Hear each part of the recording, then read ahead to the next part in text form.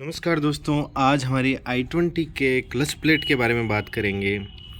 तो सबसे पहले तो हमारा जो क्लच प्लेट है और जो प्रेशर प्लेट का जो सेट आता है उसको चेंज करने के जो खर्चा है वो कितना लगता है, इसके बारे में बात करेंगे।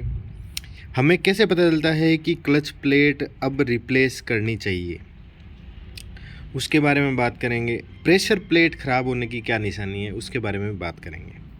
तो सबसे पहले आ जाते हैं कि जो हमारे i20 है ये पेट्रोल i20 है और इसका जो क्लच सेट है ये लगभग ये प्रेशर प्लेट के साथ में और साथ में ये जो शिफ्टिंग बियरिंग है और ये जो क्लच प्लेट है इसका सब का कुल मिला के जो खर्चा है वो लगभग हमारा पड़ता है 6000 के आसपास, और लेबर कोस्ट वगैरह सब मिला के ये हमारे को पड़ा है 8800 रुपये को।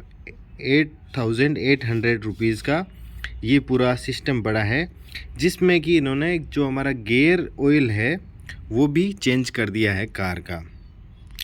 तो लेबर और ये जो हमारा पार्ट है इसका मिला के सब टैक्स वैक्स इंक्लूड करके और गियर ऑयल का इंक्लूड करके हमारा जो टोटल बिल बना है वो 8800 रुपये का बना है। अब बात कर लेते हैं कि ये जो क्लच प्लेट है इसका ख़राब होने का या रिप्लेस कब करना चाहिए, इसका हमें कैसे पता चलता है। तो जब आप पूरा क्लच छोड़ देते हैं तब भी आपकी कार का पिकअप लो है। हालांकि पिकअप लो होने का कारण दूसरा भी हो सकता है। तो जब आप पूरा क्लच छोड़ रहे हैं तब आपकी कार चलने लगती है, जब आप हाफ क्लच छोड़ते हैं तब आपकी कार चलने लगती है। इसका मतलब आपकी कार का ये जो प्लेट है ये सही है, और जब आप पूरा क्लच छोड़ते हैं तब जाके आपकी कार चलती है। इसका मतलब क्लच प्लेट के ग्रूव्स हैं वो घिस गए। अब मैं आपको ये भी बताऊंगा कि पूरा क्लच छोड़ने का मतलब क्या है और आधा क्लच छोड़ने का मतलब क्या है।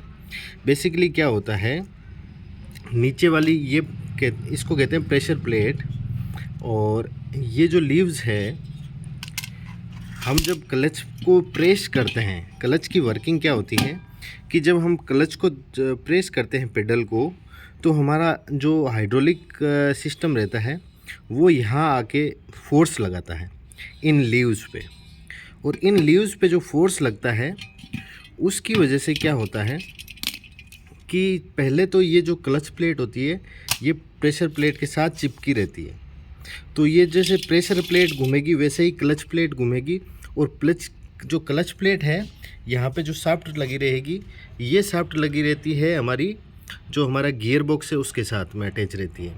तो जब प्रेशर प्लेट घूमेगी तो उसके साथ में क्लच प्लेट घूमेगी और उसके साथ में हमारा गियर सिस्टम घूमेगा।